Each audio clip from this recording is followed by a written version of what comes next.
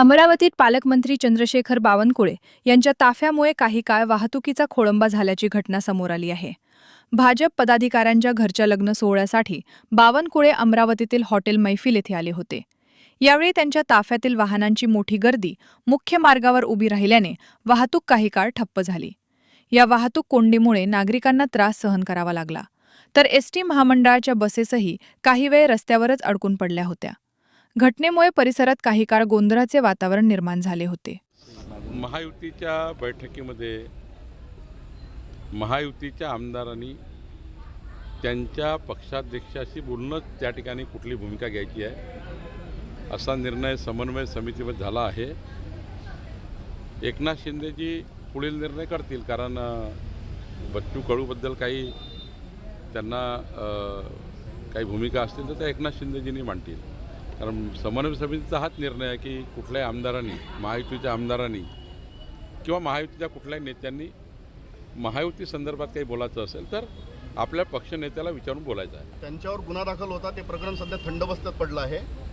याबद्दल आता पोलीस काही बोलत नाही। त्यामध्ये पोलिसांच्या संपूर्ण जोपर्यंत फॉरेन्सिक रिपोर्ट आहे, जोपर्यंत पोलिसांची कारवाई पूर्ण होत नाही तोपर्यंत पोलिसाच्या तपासात बोलणं काही योग्य होणार नाही।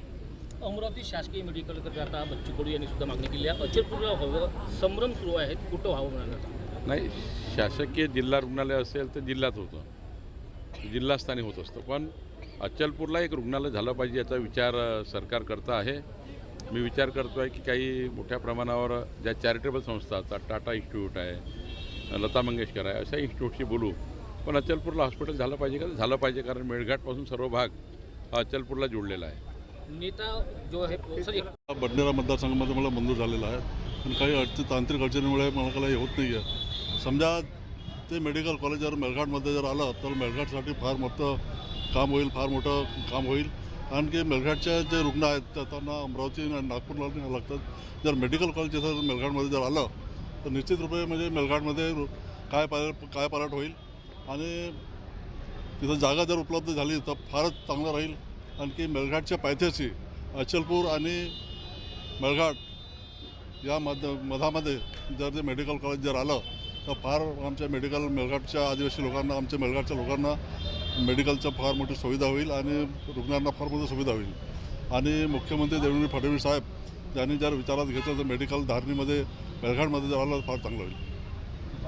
एकीकडे आमदार रविराणा म्हणते बडण्यात झालं पाहिजे, कुळकी म्हणते अमरावतीत झालं पाहिजे, बच्चू कडू आणि तायडे साहेब म्हणते अचलपूरमध्ये झालं पाहिजे, कसं पाहते याकडे तुम्ही? पहा, या मेडिकल कॉलेज सर्वात जास्त गरज आहे तिथं मेळघाट मतदारसंघाला गरज आहे, कारण की तिथं आदिवासी आणि गरीब लोक असतात आणि ते नागपूरपर्यंत, अमरावतीपर्यंत पोहोचू शकत नाही।